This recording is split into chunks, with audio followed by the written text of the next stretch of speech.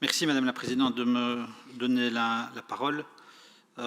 Monsieur l'ambassadeur, des champs d'oliviers réduits à néant, des maisons palestiniennes détruites et des familles jetées à la rue en plein hiver, des villages bédouins rayés de la carte, des enfants jetés en prison ainsi que des adultes sans procès pour une durée indéterminée, des familles de prisonniers palestiniens qui sont elles-mêmes sanctionnées, une dynamique de colonisation qui n'a jamais cessé de s'amplifier depuis les accords d'Oslo, et puis des attaques de plus en plus violentes contre la société civile palestinienne et israélienne aussi, ainsi que des attaques contre, par exemple, la CPI, la Cour pénale internationale, lorsqu'elle s'intéresse à ce qui se passe sur le terrain.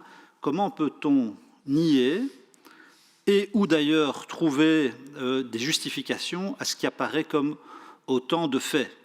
Alors oui, monsieur l'ambassadeur, il y a un consensus international qui se construit petit à petit pour qualifier cette politique délibérée de politique d'apartheid. Politique d'apartheid qui se traduit par un système judiciaire à plusieurs vitesses.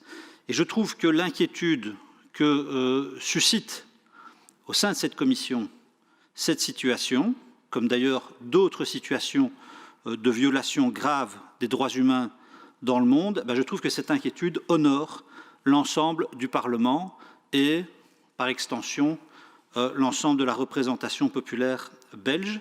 Et je pense qu'il est un paradoxe intenable que de prétendre que des négociations de paix sont encore possibles, tout en mettant ou tout en menant tous les jours des actions qui violent les droits de population civile et qui rendent, par ailleurs, objectivement, la création d'un État palestinien impossible. Et donc, je n'ai qu'une question à vous poser, c'est comment, en tant qu'ambassadeur d'Israël en Belgique, vous positionnez-vous par rapport à ce qui apparaît comme des faits indéniables, et les auditions de la Commission de la semaine dernière ont fait preuve d'un consensus très large, si pas d'une unanimité, pour constater ces faits. Voilà, je vous remercie.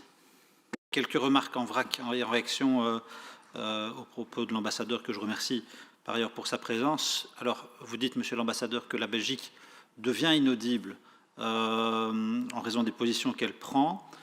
J'ai envie de vous répondre par une question. Quels sont aujourd'hui les gouvernements qui soient audibles auprès du gouvernement israélien, pour peu qu'ils aient un discours critique? Est-ce que la condition du dialogue avec le gouvernement d'Israël n'est pas précisément, parce que c'est l'impression que ça donne, de n'émettre aucune critique et de donner un blanc-seing, quoi qu'il fasse? Alors, le procès en électoralisme que vous faites, moi je n'accepte pas, parce que le sens de mon combat politique, et c'est le sens du combat politique de l'ensemble de mon groupe, il repose sur une seule boussole, le respect des droits humains.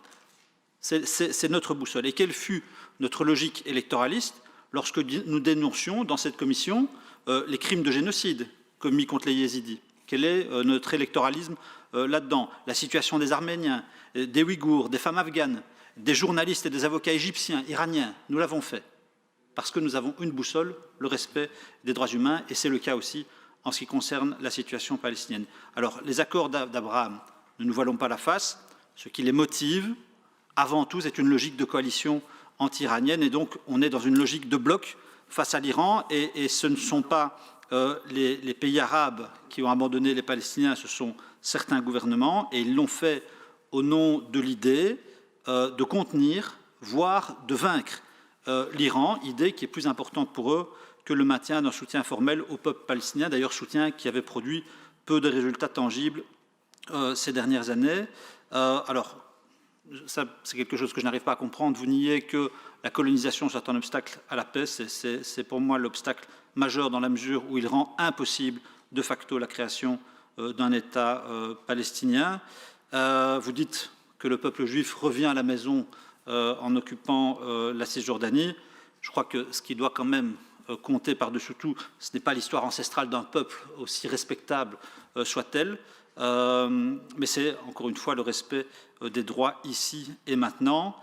Alors, je termine là-dessus. Vous avez dit aussi qu'à partir du moment où on utilise le terme apartheid, le dialogue serait rompu et vous n'auriez dès lors rien à répondre à nos questions. Je voudrais quand même vous dire que vous faites mine de ne pas comprendre que la qualification d'apartheid ne relève pas d'une appréciation personnelle, mais bien d'une situation décrite par de nombreuses organisations internationales qui sont sérieuses, qui sont écoutées, qui sont respectables, et vous faites par ailleurs semblant de ne pas comprendre que les faits qui fondent ce jugement sont des faits qui sont constatés dans les territoires palestiniens. Dans les territoires palestiniens. Vous avez répondu qu'un État d'apartheid ne pourrait pas laisser une place au sein de son gouvernement à des partis arabes. Moi, je vous parle de la situation dans les territoires palestiniens et c'est là qu'elle est la plus préoccupante. Voilà, je vous remercie beaucoup.